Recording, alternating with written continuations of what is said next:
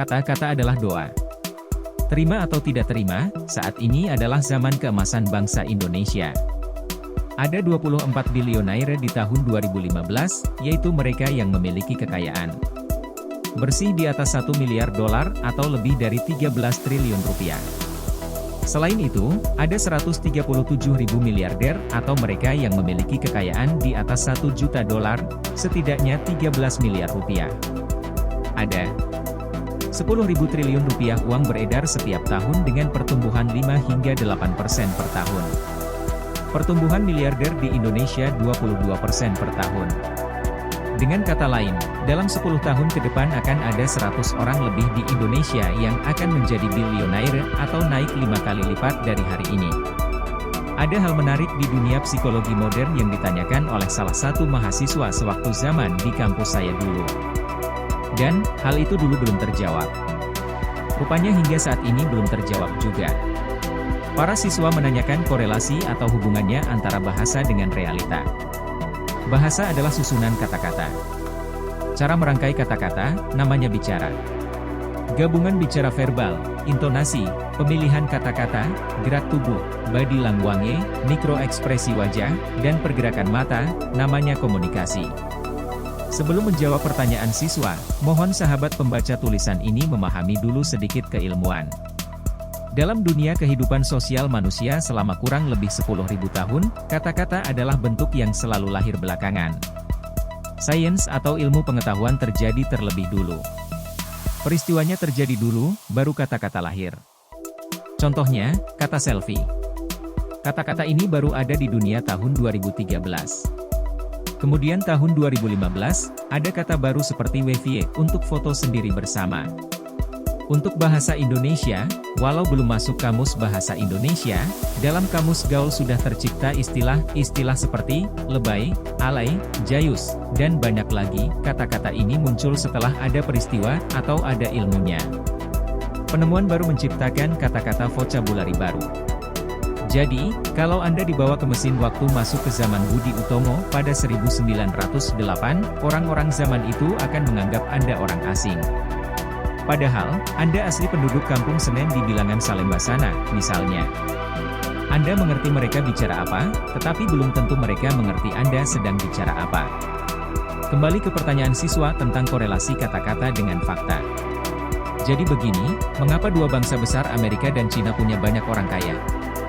Jawabnya, ternyata dua bangsa ini memiliki nama atas orang kaya itu. Atau, memiliki istilah dan kosakata untuk mendeskripsikan orang-orang ultra kaya itu. Misalnya dalam bahasa Indonesia kita mengenal orang sejahtera, yaitu mereka yang bisa menghidupi dirinya sendiri. Lalu orang sentosa atau yang mampu menghidupi dirinya plus keluarganya. Lalu orang makmur, yaitu sentosa ditambah sudah memiliki tambahan aset produktif. Lalu orang kaya yang memiliki banyak aset. Setelah itu, berhenti kata-katanya, alias habis tidak ada lagi. Inilah penyebab pikiran manusia Indonesia kebanyakan berhenti di kaya. Atau meminjam istilah asing, seperti konglomerat sebagai orang super kaya. Namun, itu bahasa adopsi. Karena, arti, konglomerat, sebenarnya bukan, aji dana, seseorang yang banyak duit, atau, kaya raya. Tapi, konglomerat adalah jaringan bisnis. Sementara, orang super kaya belum tentu harus memiliki jaringan bisnis. Dalam bahasa Cina kita kenal kata Taipan untuk manusia super kaya. Dalam bahasa Inggris Amerika kita kenal istilah, sugar baron, atau raja gula. Ada juga, properti mogul, untuk raja properti, ticoon, billionaire, big waller, gambler, big boy, market mover falas, dan banyak istilah lagi yang memberikan arti spesifik akan simbol kekayaan. CEO top mereka beristilah sebagai, The Titans. Boardroom, Chamber of Commerce, Kamar Dagang, Bisnis Kartel, dan banyak istilah bisnis, ekonomi yang mengartikan kekuatan pasar dan pelakunya. Hal ini tidak ada dalam kamus bahasa Indonesia. Kita baru bisa mengadopsi karena belum ada fenomenanya. Namun, dalam 10 tahun ke depan, kata-kata baru akan masuk dalam tatanan bahasa Indonesia yang mengartikan ultra kaya, super rich person, pengusaha dengan aset multimiliaran. Kalau perlu, Anda para sahabat juga bisa mengusulkan nama. Mengusulkan kata-kata yang akan dipakai sebagai pemahaman baku arti kata tersebut. Dalam keilmuan psikologi, nyambungnya begini. Misalkan kata-kata itu ada dan dipahami oleh akal sehat semua instrumen bangsa Indonesia, contohnya, super kaya, kita beri nama, Taipan, meniru 2 miliar manusia di dunia ini. Percayalah, dalam waktu 10 tahun ke depan, para Taipan ini akan jauh lebih cepat hadir di bangsa Indonesia karena banyak yang paham dan masuk di pikirannya. Inilah yang membuat saya berpikir tentang apa yang terjadi di Indonesia saat ini. Yaitu, sehubungan dengan lagu kebangsaan kita, Indonesia Raya. Lagu itu diciptakan W.R. Supratman dengan 3 stanza. Bagi saya, yang beliau gubah merupakan sebuah nurbuah, luar biasa. Saat ini kita selalu menyanyikan stanza 1. Perhatikan syainya di halaman berikut. Indonesia Raya. Stanza 1 versi resmi pemerintah, ditetapkan dengan PP 44/1958. Indonesia tanah airku, tanah tumpah darahku. Di sanalah aku berdiri jadi pandu ibuku. Indonesia kebangsaanku, bangsa dan tanah airku. Marilah kita berseru Indonesia bersatu, hiduplah tanahku, hiduplah negeriku, bangsaku, rakyatku, semuanya. Bangunlah jiwanya, bangunlah badannya. Untuk Indonesia Raya. Indonesia Raya, merdeka, merdeka tanahku, negeriku, yang kucinta Indonesia Raya, merdeka, merdeka hiduplah Indonesia Raya. Di sini terdapat kata-kata, Indonesia, tanah tumpah darahku. Jadi sampai sekarang, bangsa Indonesia masih tumpah darah, cekcok di mana-mana. Lalu ada kata-kata, marilah kita berseru, Indonesia bersatu.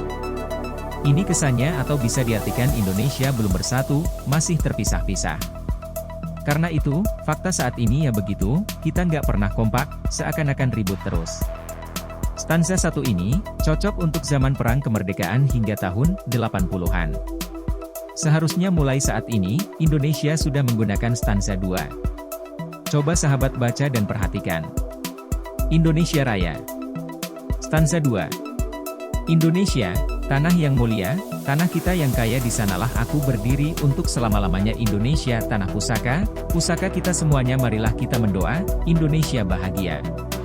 Suburlah tanahnya, suburlah jiwanya, bangsanya, rakyatnya, semuanya sadarlah hatinya, sadarlah budinya untuk Indonesia Raya.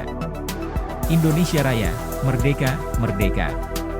Tanahku, negeriku, yang kucinta Indonesia Raya, merdeka, merdeka hiduplah Indonesia Raya. Stanza 2 ini saya rasa lebih cocok dengan masa sekarang. Inilah yang disebut kata-kata bisa mengubah realita. Perhatikan kata-kata berikut ini. Tanah kita yang kaya. Pusaka kita semua. Mendoa Indonesia bahagia. Suburlah jiwanya. Sadar budinya. Jadi, saya sangat menyarankan kepada pemerintah untuk mengubah Indonesia Raya ke stanza 2. Dan, suatu masa nanti, Indonesia bisa masuk ke stanza 3. Waktunya, Andalah yang menentukan. Silakan baca gubahan W.R. Supratman ini.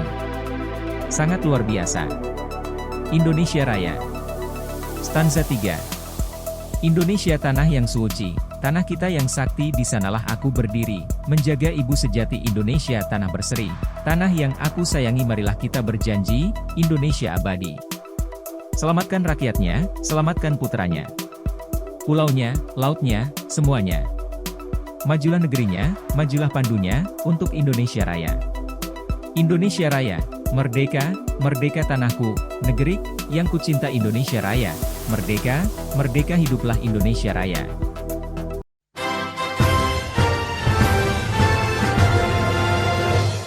Indonesia, tanah yang mulia, tanah kita yang kaya. Di sanalah aku berdiri untuk selama-lamanya. Indonesia, tanah pusaka, pusaka kita.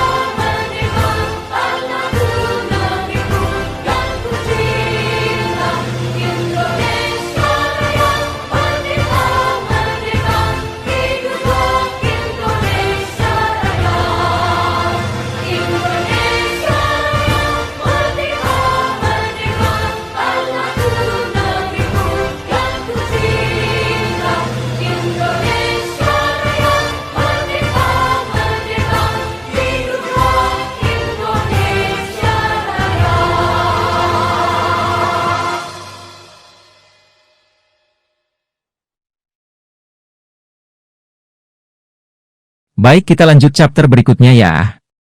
Jangan lupa like, komen dan share.